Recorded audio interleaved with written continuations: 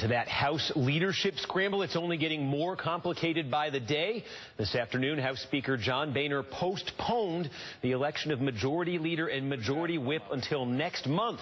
Also announced that the floor vote to replace him as Speaker is going to be held on October 29th. The GOP conference will hold its own Speaker vote this Thursday, with House Oversight Committee Chairman Jason Chaffetz now officially challenging Majority Leader Kevin McCarthy. NBC's Luke Russert asked Chaffetz today if he'll take his fight all the way to the floor. I don't plan to continue to campaign after Thursday. I'm going to support the nominee, but organically, I think there will continue to be this surge of people that say, we've got to find somebody, and we shouldn't necessarily even go to the floor until we have that person that has 218 votes.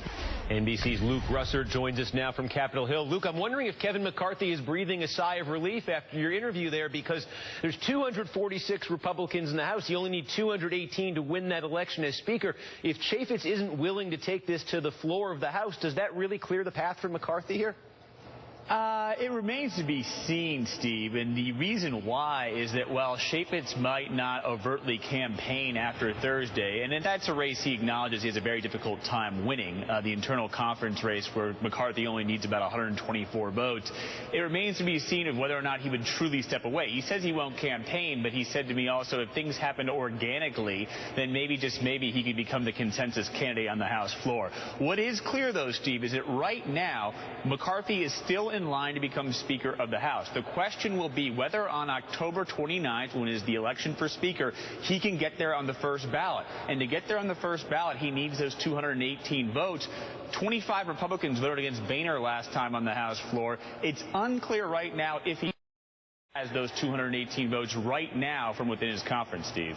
All right, Luke, and also in your interview, Chaffetz had some comments about possible government shutdowns under his leadership. What do you have to say about that? This is very interesting because he said to me that he did not agree with Mitch McConnell taking government shutdowns off the table. Take a listen to what he said.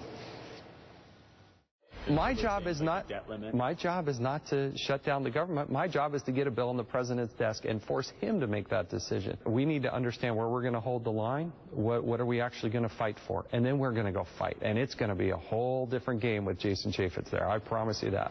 Now, Steve, why is that significant? It does put Kevin McCarthy in a difficult position. Will he say that the shutdown should not be taken off the table? Would he essentially say that in the future, if he were to go up against President Obama, shutting down the government would be an option? That is something the establishment does not want to be a part of. It killed their poll numbers back in October of 2013. It's the last thing many of them want to do ahead of a presidential race. It puts McCarthy in a difficult position with conservatives because if Jason Chaffetz is willing to play that type of hardball, would he be willing to do that? He has to placate them in some way ahead of this race.